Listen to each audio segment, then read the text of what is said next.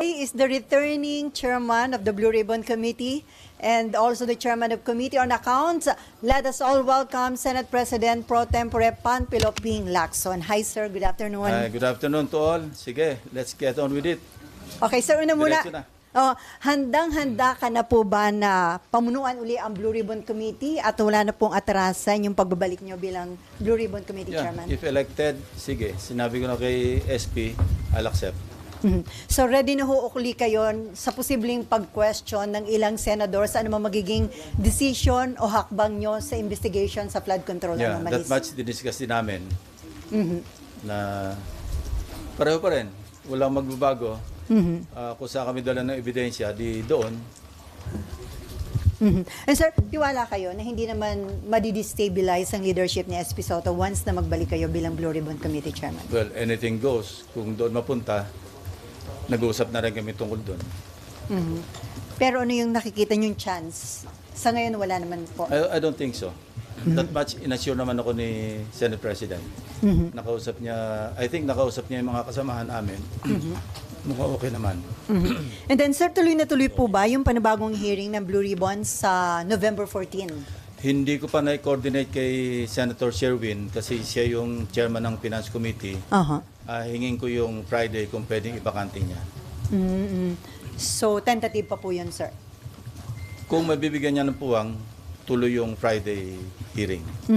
And then, marami pong curious dun sa sinabi nyo na isa sa mga invited ay very important witness.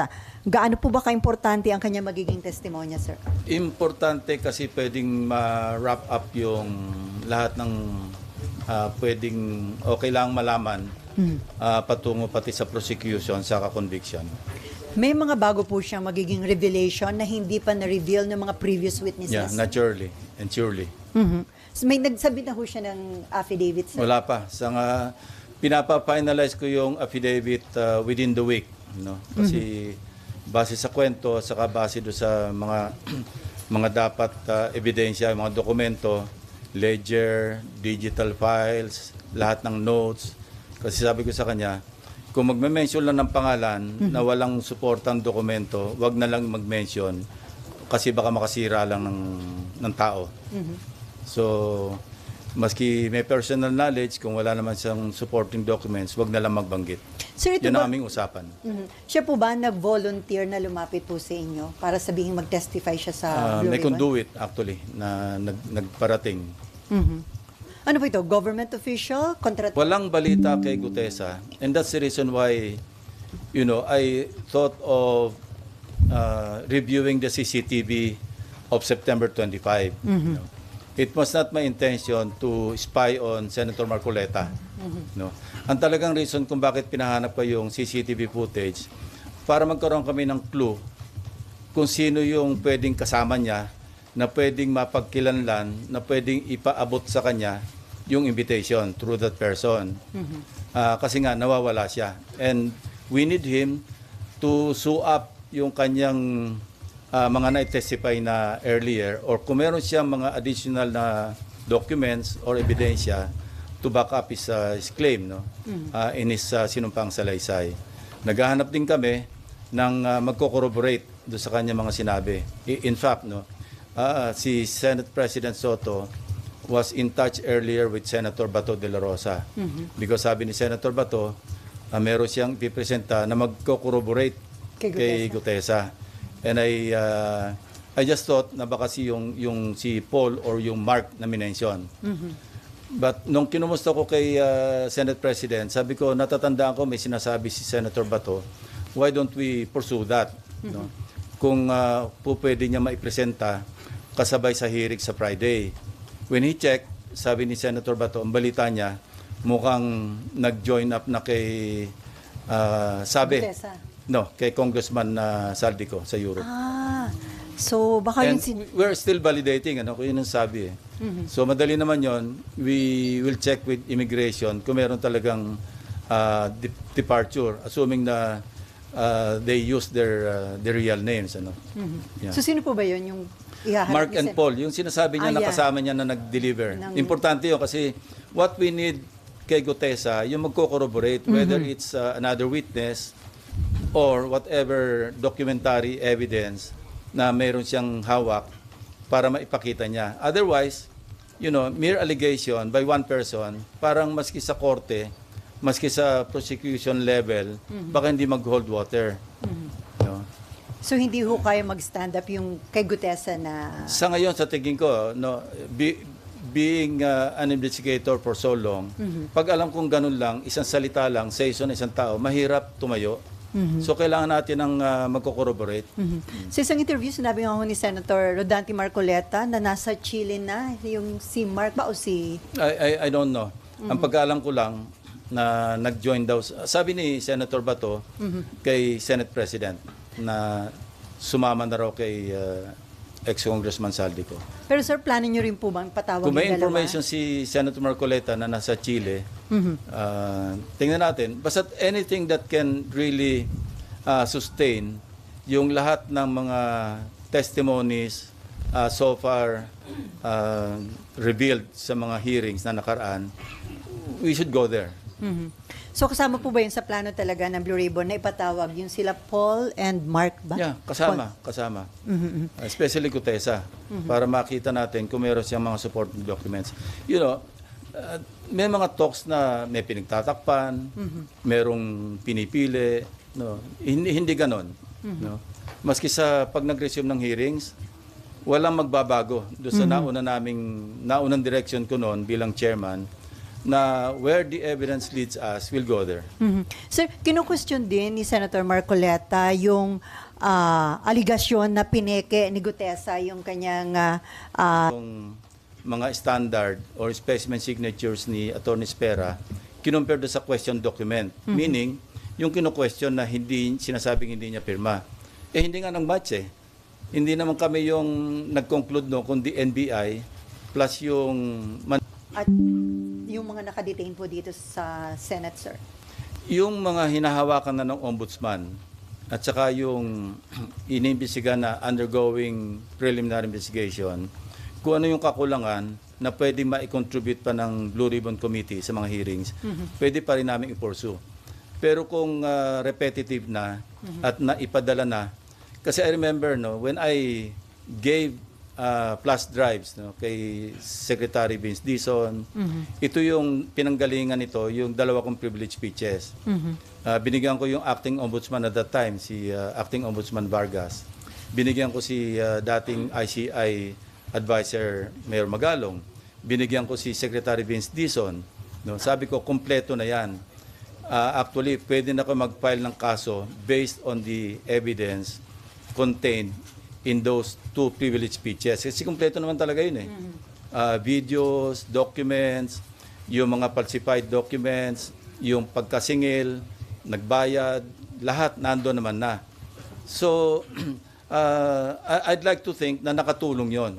Kaya naka-ready na sila mag-conduct ng preliminary investigation. Katunayan, Bulacan saka Oriental Mindoro nga yung Basis. inuna nila, di ba? So, but we're not stopping at Bulacan and Oriental Mindoro. Kasi pasok ng pasok lahat yung mga information. Kayo mismo sa media. Di ba? Ang dami nyo na nakakalap na ebidensya because people have become conscious at saka talaga naging kaya natin para talaga masustain yung effort ng government to really get to the bottom of all these issues, all these anomalies, at para mapanagot talaga yung dapat managot. Otherwise, kailan naman ulit ito? After 5 years? After 10 years? So, walang katapusan. It has become a vicious cycle. So, yun. We're there right now and we intend to continue. So yung iba na nakapag-testify, kung repetitive lang din, hindi na po paharapin? Yeah, pwedeng hindi na paharapin. At kung pwedeng naandyan sila, pero kung ang sasabihin nila, nasabi na nila, what for? Parang ano lang yun, redundant na. Si Senator Erwin Tulfo, yung Vice Chairman ng Blue Ribbon Committee, nirequest na po ba niya na i-issuehan ng subpoena do Sistecom yung ledger na mag-asawang Diskaya? We intend to issue subpoena do Sistecom kina Mr. and Mrs. Diskaya para malinaw yung kanyang tinestify na may mga 17 congressmen na nakatanggap ng mga kickback. Importante yon. Kasi matatahi talaga at mapapalakas yung ebidensya doon sa kanyang tinestify. So, dapat ma-invite po uli mag-asawang Diskaya. Yes, nandiyan naman si Curly eh. Imbitahin din namin si Mrs. Iskaya at kung ano yung kanilang mai-contribute pa, no? Patungo doon sa kanilang nauna ng sinabi na may mga congressmen na involved. No? So sir, itong investigation sa flood control anomalies, sa tingin nyo magtatagal pa o ilang hearing na lang po ito? Well, I think pwede nang i-wrap up at least yung flood control projects, yung GOS at saka substandard. Then we can segue to other.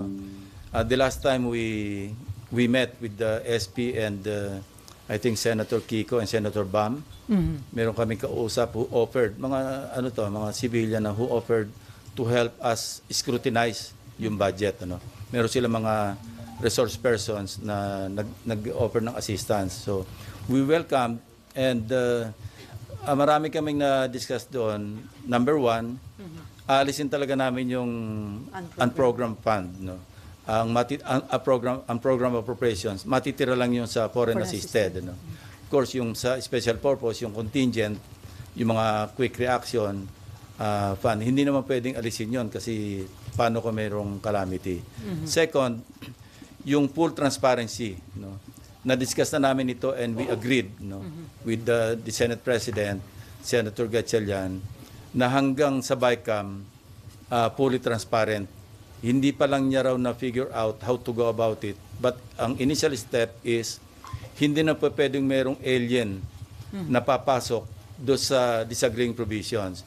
We will limit, for easier monitoring pati, we'll just limit ourselves to putting up a matrix o kaya just juxtapose lang yung House version against the Senate version, and we will confine or limit ourselves to synchronize, to reconcile the disagreeing provisions. Hindi na po pwede yung wala naman sa House version, wala naman sa Senate version, papasukan natin ng kung anong version. Wala na yon. Kasi that's the real intent or purpose of the bicameral conference, especially sa budget. Reconcile the disagreeing provisions. So at least along that line, nagkakasundo kami, and that's a good step para talaga maging transparent yung pagpasa natin ng budget all the way to the BICAM, all the way to the enrolled bill. Sir, parang na-miss nyo yung mga budget hearings. So, pagdating sa plenary, doon ba kayo babawi? Yeah, kasi na-immobilize nga ako. I was decommissioned ako for 2 weeks because of my corneal surgery, Kaya, But sabi ko sa mga staff, bawi na lang ako sa plenary.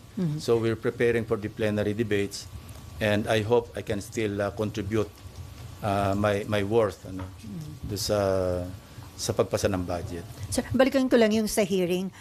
Invited na po ba sa next hearing si former Congressman Saldico and former House Speaker Martin Romualdez? Although yung kay former Speaker, although we will invite him through Speaker Boji D, wala naman talagang direct na pag-implicate sa kanya except yung statement ni Gutesa, but we'll give him the opportunity to respond.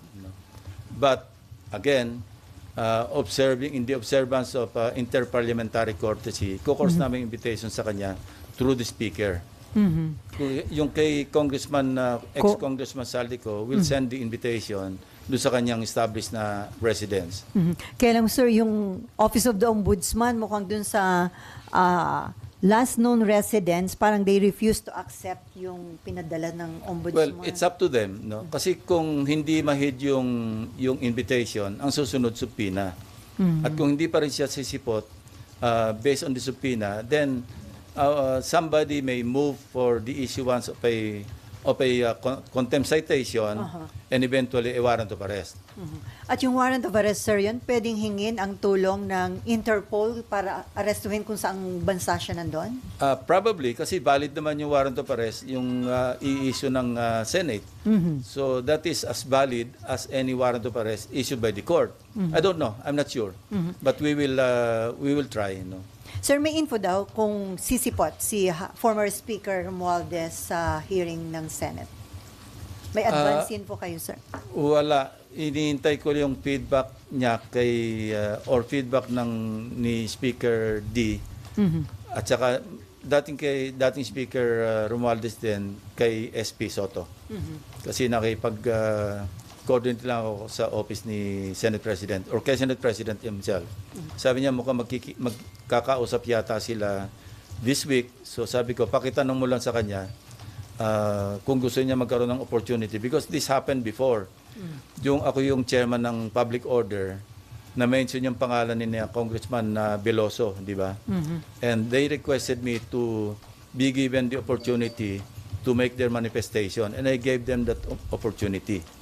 So if you remember, yung mga naandito previous Congress na yon, di ba pinagsalita namin si Congressman Veloso, si Ching Veloso. So pwede niyang gawin yun. Ano?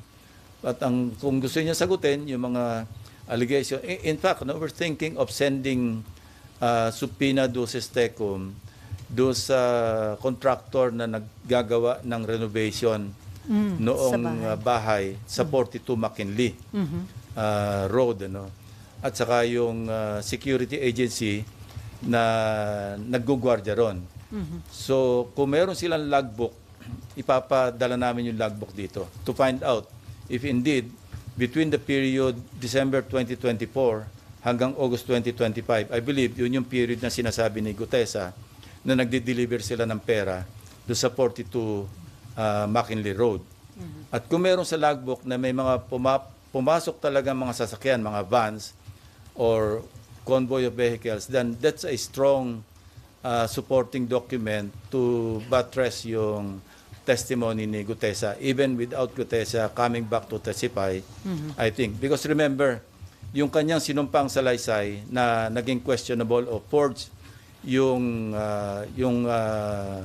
notaryo, that's invalid as far as yung kanyang sinumpang salaysay kung gagamitin ito sa other sa prosecution. But as far as the Blue Ribbon, yung kanyang sinumpang salaysay as read doon sa kanyang sinumpang salaysay na written, valid yun because he was administered this oath and ang presumption is totoo lahat yung sinabi niya sa Blue Ribbon hearing noong September 25.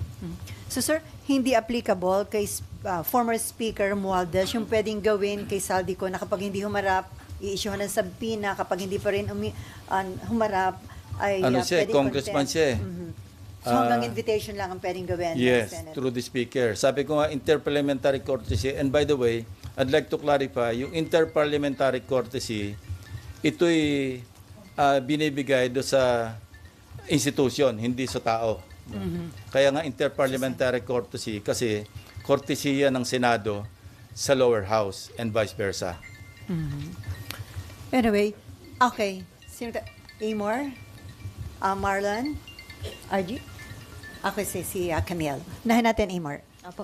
Sir, balikan ko lang po kay Gutesa. Are you bothered by his disappearance? And ano po yung current efforts right now to locate him? Well, obviously, sincere yung efforts to locate him. Ano? Kasi he has to clarify eh. Yung kung meron siyang maidadagdag, idagdag niya. No? So, importante yung kanyang presence kung meron siya maidadagdag pa sa kanyang nauna ng pinahayag. No? At saka concerned din kasi hindi na natin alam kung ano nangyari sa kanya. No? May mga claim na nasa marine compound, hindi naman pala. May mga... At saka parang gusto ko rin malaman sa kanya, sino ba talaga yung naggawa ng affidavit mo? Kasi nakita ko yung interview ni dating Congressman Mike Defensor, katulong sila eh.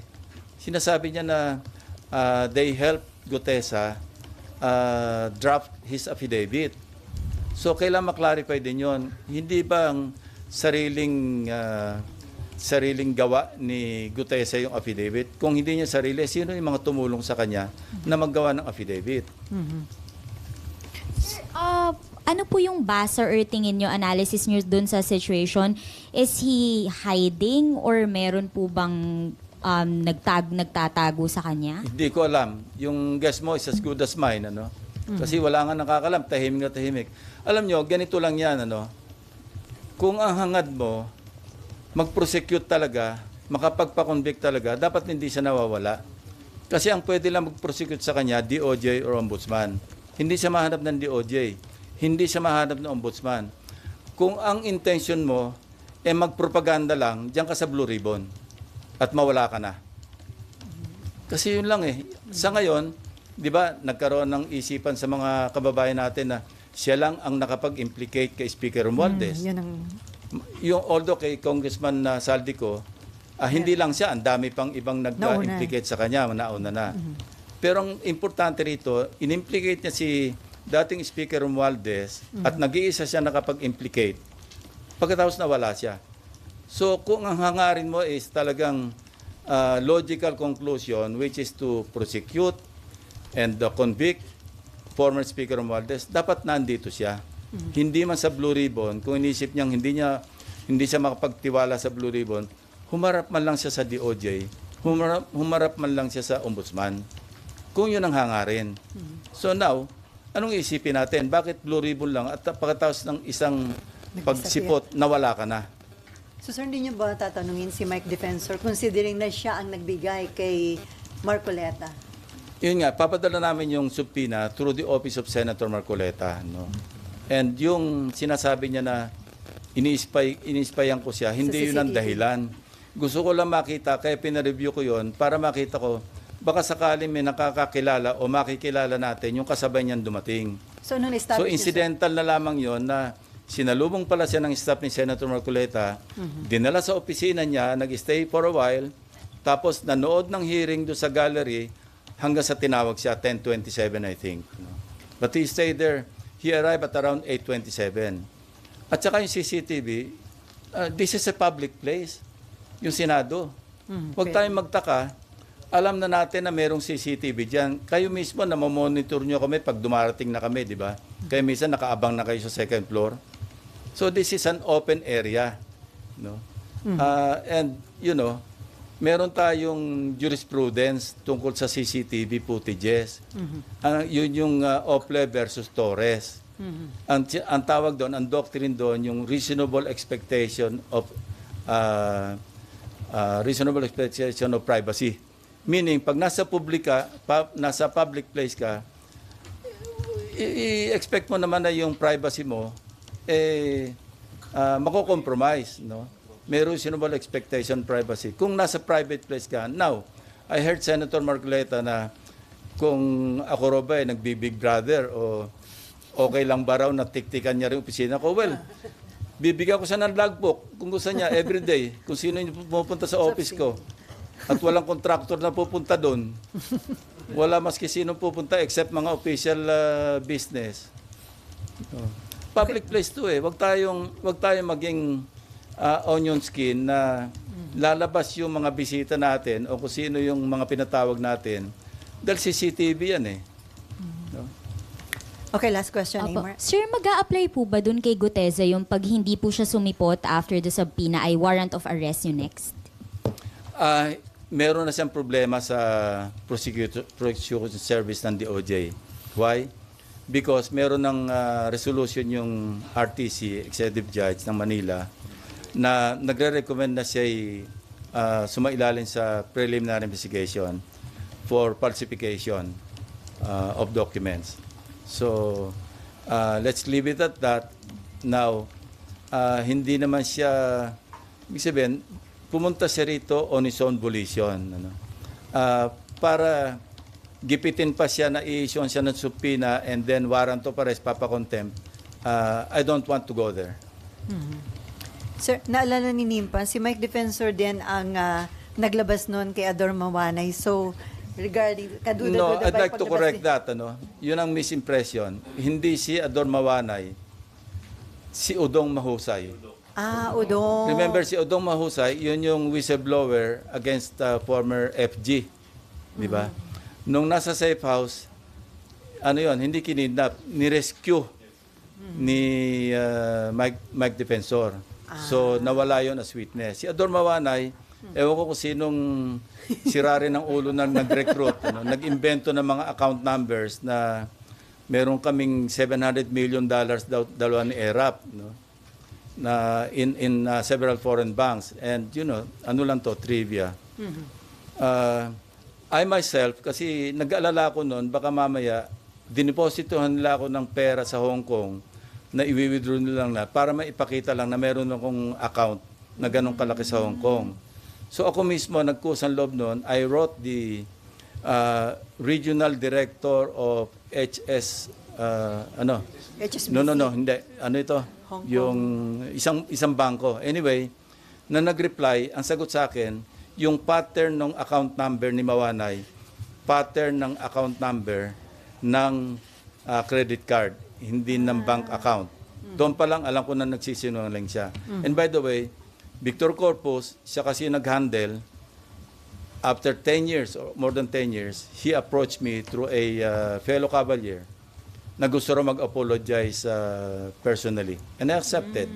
No, nag-usap kami, sabi niya talagang, I was taken for a ride, although it took him that long to rectify and to apologize. Sabi ko, apology accepted. Even yung one major daily, yung Philippine Daily Inquirer, kasi naging subject ko ng libel case yung Philippine Daily Inquirer.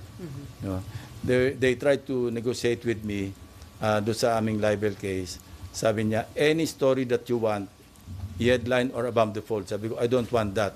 Ang kailangan ko lang to get back or restore my dignity. No? Maggawa lang kayo ng konting erratum, public apology, kasi talagang for the longest time, yung nagsuffer ako ng gusto. So, this is nothing new to me, yung nangyaring ganyan na nagre-recruit ng witness, nakapanira ng tao, because I've been there. I've done that. So sir, may info ka ba? Bakit si Mike Defensor ang nilapitan ni Gutesa? Tapos si Mike Defensor inilapit naman kay Senator Marcoleta. May Hindi info ka, sir? importante sa akin yun. Importante sa akin, yung aking trabaho